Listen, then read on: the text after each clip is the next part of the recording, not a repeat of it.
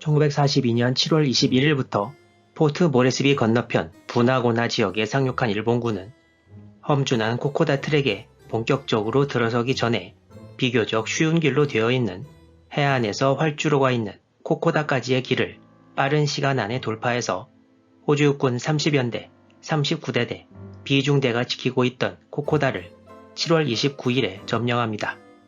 이에 맞서는 호주군도 39대대의 남은 병력을 전부 올려보냅니다. 30년대 39대대의 A, C, D 중대가 코코다 트랙을 거슬러 올라가 코코다에 근접한 데니키의 진을 치고 코코다와 활주로 탈환을 준비합니다. 호주군이 지친 몸을 추스르고 코코다에 대한 공격 준비가 된 것은 8월 8일이었습니다.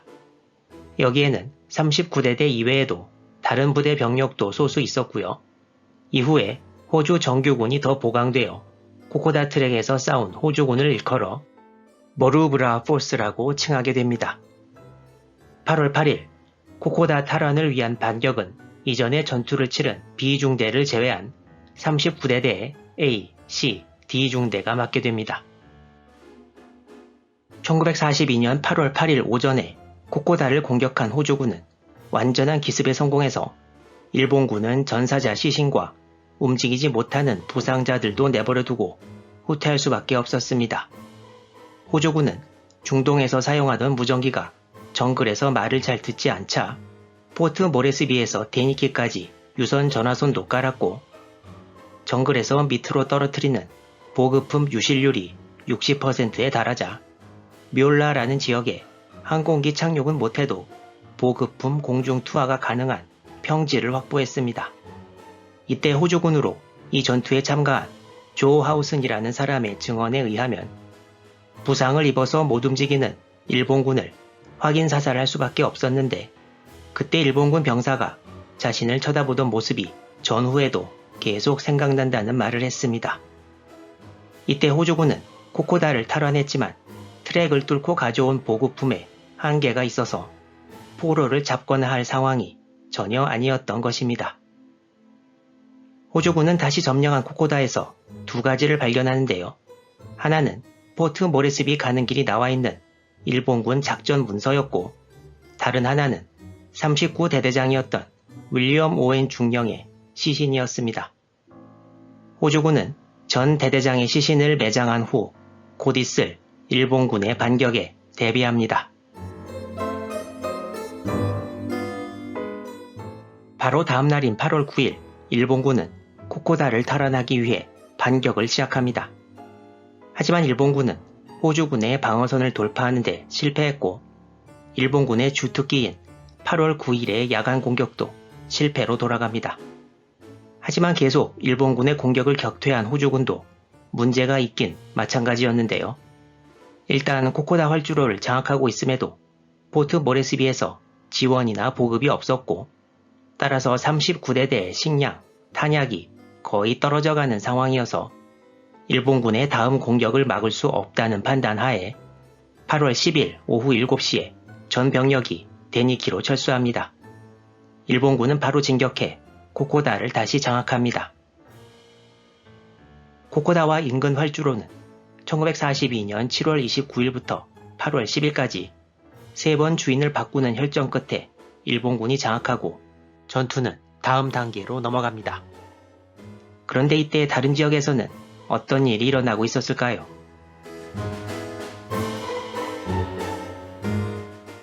(1942년) 일본군은 호주를 고립시키고 남태평양을 장악하기 위해 안간힘을 쓰고 있었습니다. 이에 대항하는 연합군은 포트 모레스비를 일본군이 해상을 통해 공격하는 것을 막기 위해 일본 함대가 돌아가야만 하는 뉴기니 끝자락에 기지를 건설하기로 합니다.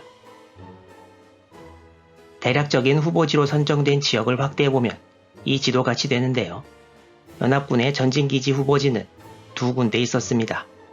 첫 번째 지역은 포트 모레스비를 동쪽에서 바라보는 멀린스 항 지역, 두 번째 지역은 솔로몬 해를 오른쪽으로 바라보는 미름만 지역이었습니다.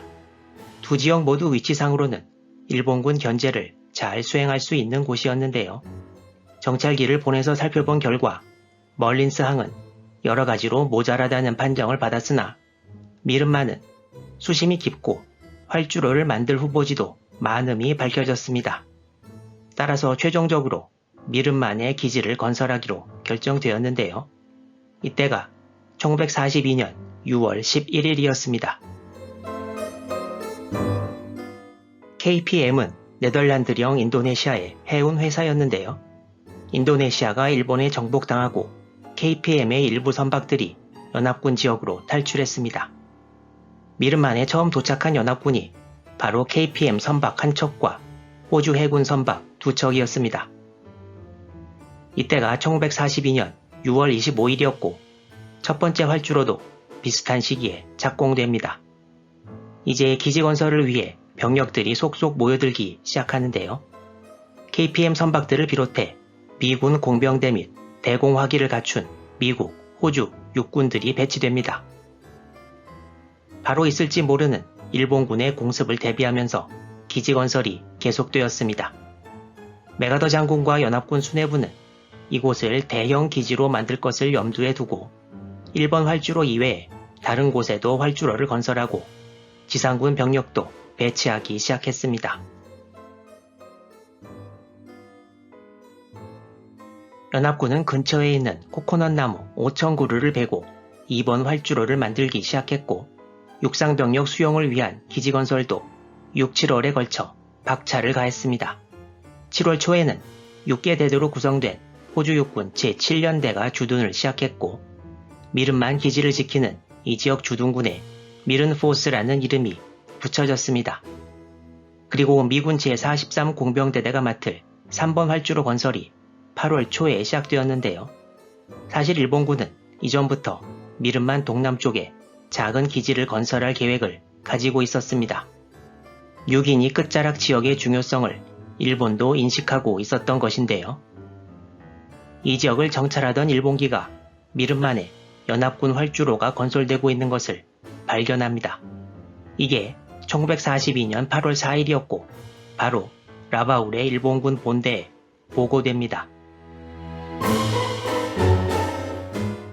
이제 일본군은 자기들 기지를 미름만 근처에 건설하는 게 문제가 아니라 미름만의 연합군 기지를 반드시 공격해야 하는 상황에 처했습니다.